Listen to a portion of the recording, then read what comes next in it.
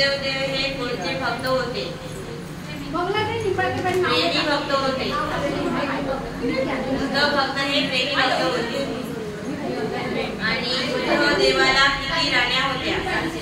किती होत्या? 700 राण्या होत्या.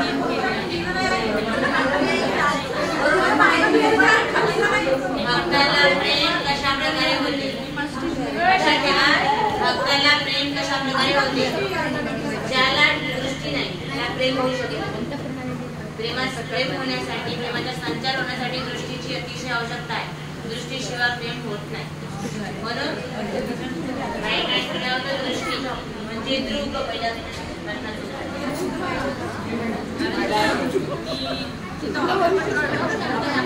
कंसाच्या वडिलांचे नाव काय आहे? लक्षात ठेवा, कंसाच्या वडिलांचे नाव उग्रसेन आहे. आपल्या मनात राहून घ्या, परीक्षण करून घ्या.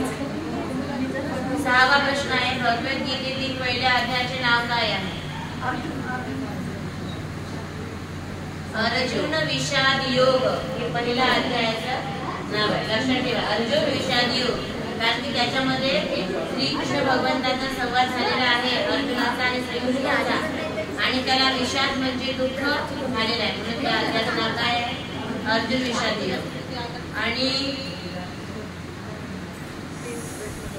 7व्या प्रश्नाचं उत्तर आहे, स्थितप्रज्ञासाठी श्रीकृष्णाने कोणती 2 उदाहरणे दिलेली आहेत?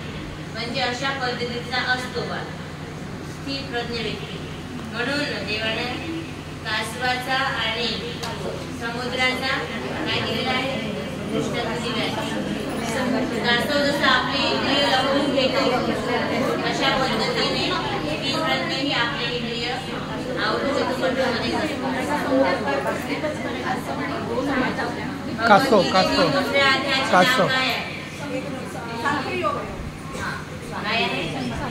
सांख्ययोग म्हणजे ज्ञान.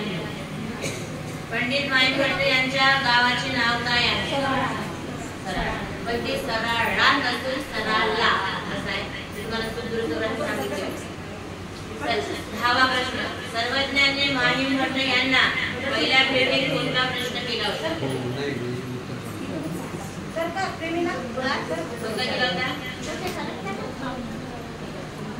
जन्म मरणाच्या फेऱ्यातून मुक्त होण्याचा अत्यंतिक संस्कृती छेद होय ऐसी काही प्रकृती आहे.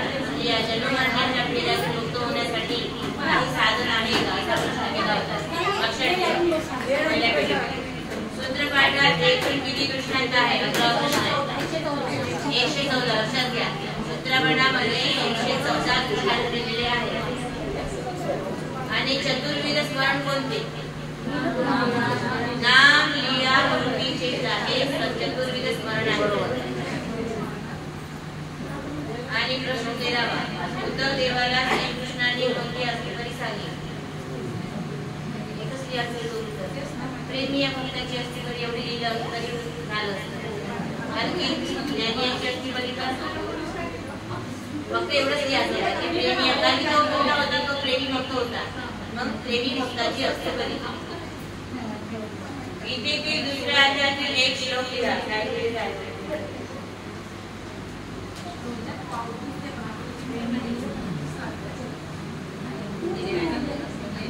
नामाचे 10 ठाय होते.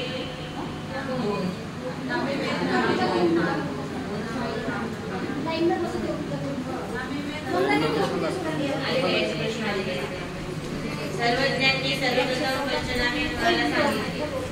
आता नामाचे 10 नामे, वेद नामे, बोध नामे, स्वर्ण नामे, अनुस्मरण नाम, सबळ निरोग हरी नाम, वादद्वारा हरी नाम, पडते आकाश हरी नाम, साह्याते हरी नाम, प्राप्ती ते घरी. याच्यापैकी 2 लिहायचे होते. बरोबर आहे. आवाला तो पेपर आला का? सर्वज्ञांनी सर्वप्रथम पंचनामे कोणाला सांगितले? Wrong answer.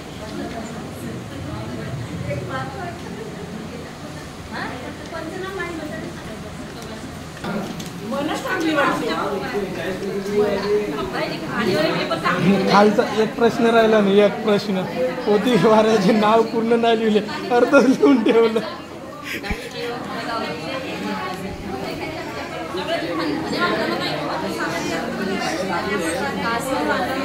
पोथी ताई हो पेपर दिल्याबद्दल तुम हो झालं ना.